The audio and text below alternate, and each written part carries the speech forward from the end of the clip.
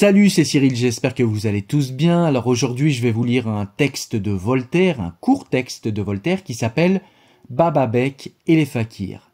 C'est un texte qu'il me paraît intéressant de connaître parce qu'il montre avec humour et avec la fameuse ironie voltairienne, bien que les personnels religieux, quels qu'ils soient, sont très souvent des gens qui veulent paraître saints et vertueux et qui sont au final beaucoup plus arrogants et beaucoup plus narcissiques et beaucoup plus soumis à l'orgueil que bien des personnes à qui ils prétendent enseigner la vertu dans le peuple. C'est parti.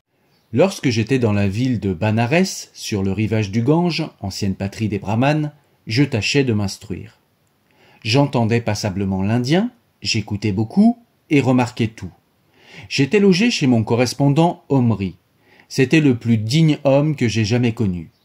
Il était de la religion des Brahmines. J'ai l'honneur d'être musulman. Jamais nous n'avons eu une parole plus haute que l'autre au sujet de Mahomet et de Brahma. Nous faisions nos ablutions chacun de notre côté, nous buvions de la même limonade, nous mangions du même riz, comme deux frères. Un jour, nous allâmes ensemble à la pagode de Gavani.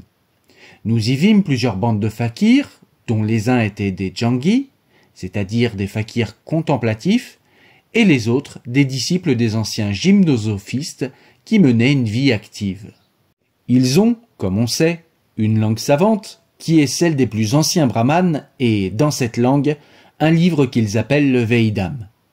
C'est assurément le plus ancien livre de toute l'Asie, sans en excepter le Zendavesta.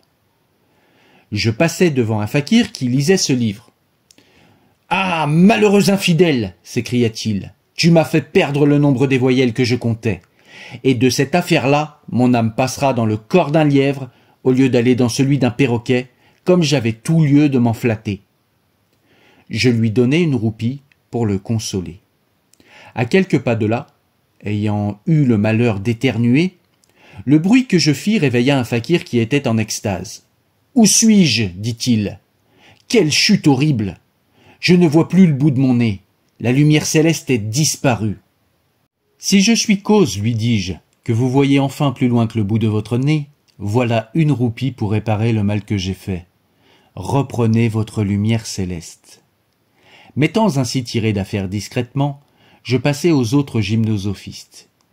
Il y en eut plusieurs qui m'apportèrent de petits clous fort jolis pour m'enfoncer dans les bras et dans les cuisses en l'honneur de Brahma. J'achetai leurs clous, dont j'ai fait clouer mes tapis. D'autres dansaient sur les mains, d'autres voltigeaient sur la corde lâche, d'autres allaient toujours à cloche-pied. Il y en avait qui portaient des chaînes, d'autres un bas. Quelques-uns avaient leur tête dans un boisseau, au demeurant les meilleurs gens du monde. Mon ami Omri me mena dans la cellule d'un des plus fameux. Il s'appelait Baba Bec. Il était nu comme un singe et avait au cou une grosse chaîne qui pesait plus de 60 livres. Il était assis sur une chaise de bois, proprement garnie de petites pointes de clous qui lui entraient dans les fesses, et on aurait cru qu'il était sur un lit de satin. Beaucoup de femmes venaient le consulter. Il était l'oracle des familles, et on peut dire qu'il jouissait d'une très grande réputation.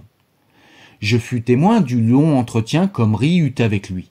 « Croyez-vous, lui dit-il, mon père, qu'après avoir passé par l'épreuve des 7 métempsychoses, je puisse parvenir à la demeure de Brahma. »« C'est selon, dit le fakir. Comment vivez-vous ?»« Je tâche, dit Omri, d'être bon citoyen, bon mari, bon père, bon ami. Je prête de l'argent sans intérêt aux riches, dans l'occasion, j'en donne aux pauvres. J'entretiens la paix parmi mes voisins. »« Vous mettez-vous quelquefois des clous dans le cul ?» demanda le brahmine. « Jamais, mon révérend père. »« J'en suis fâché, répliqua le fakir.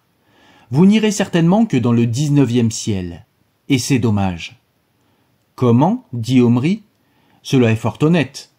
Je suis très content de mon lot. Que m'importe du 19e ou du 20e, pourvu que je fasse mon devoir dans mon pèlerinage et que je sois bien reçu au dernier gîte. N'est-ce pas assez d'être honnête homme dans ce pays-ci et d'être ensuite heureux au pays de Brahma? Dans quel ciel prétendez-vous donc aller, vous, monsieur Baba Bec, avec vos clous et vos chaînes? »« Dans le 35e, dit Baba Bec. »« Je vous trouve plaisant, répliqua Omri. de prétendre être logé plus haut que moi. Ce ne peut être assurément que l'effet d'une excessive ambition. Vous condamnez ceux qui recherchent les honneurs dans cette vie, pourquoi en voulez-vous de si grands dans l'autre? Et sur quoi d'ailleurs prétendez-vous être mieux traité que moi? Sachez que je donne plus en aumône en 10 jours que ne vous coûtent en 10 ans tous les clous que vous vous enfoncez dans le derrière. Brahma a bien à faire que vous passiez la journée tout nu avec une chaîne au cou. Vous rendez là un beau service à la patrie. Je fais 100 fois plus de cas d'un homme qui sème des légumes ou qui plante des arbres que de tous vos camarades qui regardent le bout de leur nez ou qui portent un bas par excès de noblesse d'âme. » Ayant parlé ainsi, Omri se radoucit, le caressa, le persuada, l'engagea enfin à laisser là ses clous et sa chaîne et à venir chez lui mener une vie honnête. On le décrassa, on le frotta d'essence parfumée, on l'habilla décemment. Il vécut 15 jours d'une manière fort sage et avoua qu'il était 100 fois plus heureux qu'auparavant. Mais il perdait son crédit dans le peuple. Les femmes ne venaient plus le consulter. Il quitta Omri et reprit ses clous pour avoir de la considération.